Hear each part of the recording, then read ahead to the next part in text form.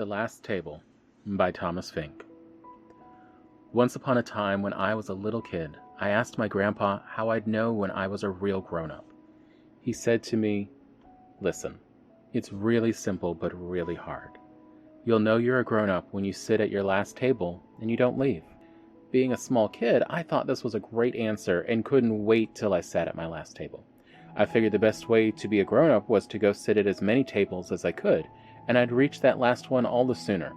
So began my adventures of the table sittings. Tables, age 8.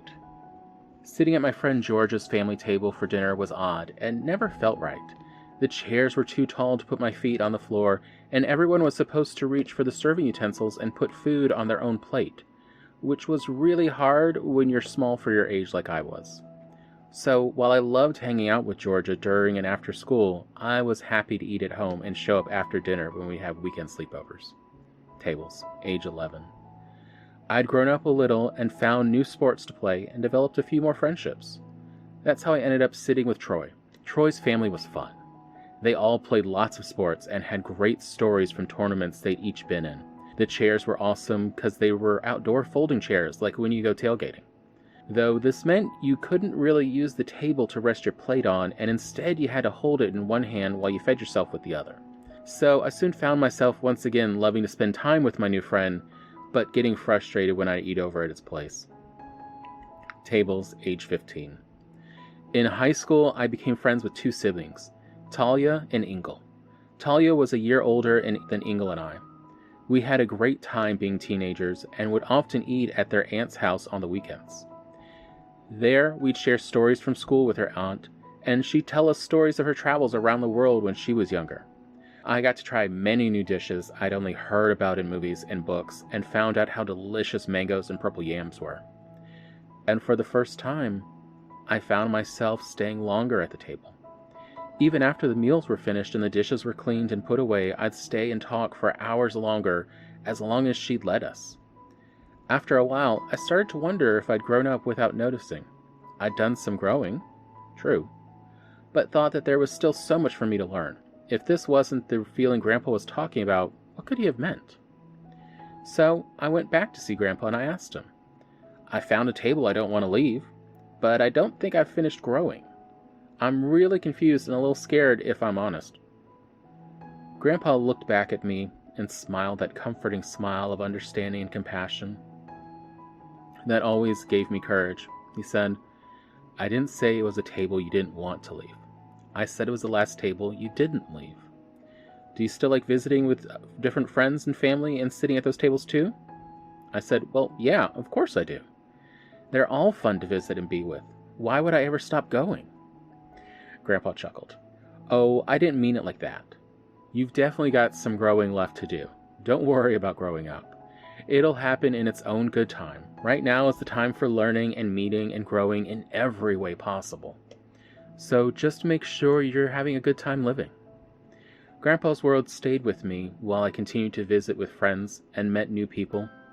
After a while, I'm not sure when, his use and emphasis on the word last started to get to me, and I started to worry about leaving tables.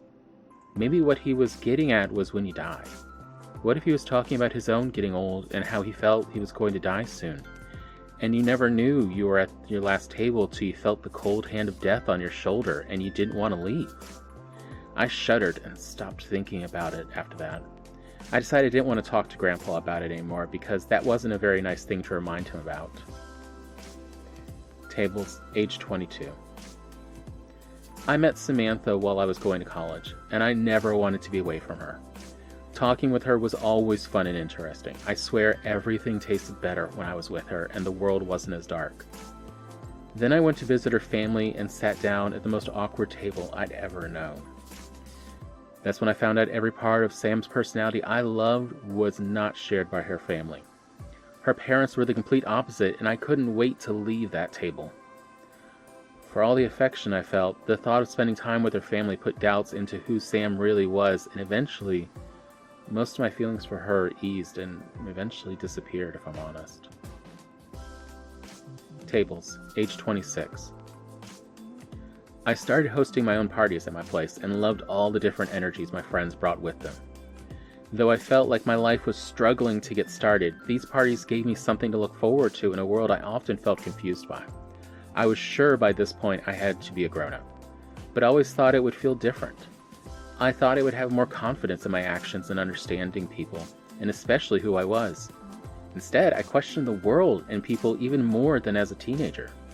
I was even less sure of how I felt romantically about friends and potential romantic interests. I found myself feeling listless whenever I'd go on dates, and started to question what I'd ever even felt for Sam. Tables, age 30. Friends started to move away, and I thought I finally understood what Grandpa meant by the last table. What if this was the last time I got to have fun with my friends? It honestly scared me and made me desperate to not let those evenings end. This was not a good time for me. If I'm honest, these years feel miserable in my memories. Tables, age 34. As old friends left, I started to make new friends. These people were different from friends I had made previously, and it took time for me to figure out why.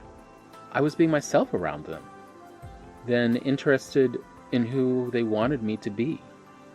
It was weird and strange to begin with, but slowly I realized that all my life I was playing pretend and putting on masks just to maintain my friendships. These people I could be genuine with, and they didn't judge me. We all felt free to admit when we didn't understand each other, and it wasn't a reason to be mean or harshly judge each other. It was always an opportunity to grow in our understanding and friendship. Tables, age 38. I found myself sitting at many tables made up of different friends and occasionally family. I started to suspect my prior ideas about Grandpa were wrong again, and I was starting to truly understand it. I stopped seeing every table as its own event and realized that everything that happened at one table influenced what happened at the next. And even if a friend couldn't make it to one table, their influences and ideas were still there. So even though the night might end, our friendships and feelings persisted. From then on, I never worried about leaving a table early or missing an event because as long as my friends were there, I was too. I had finally sat down at my last table.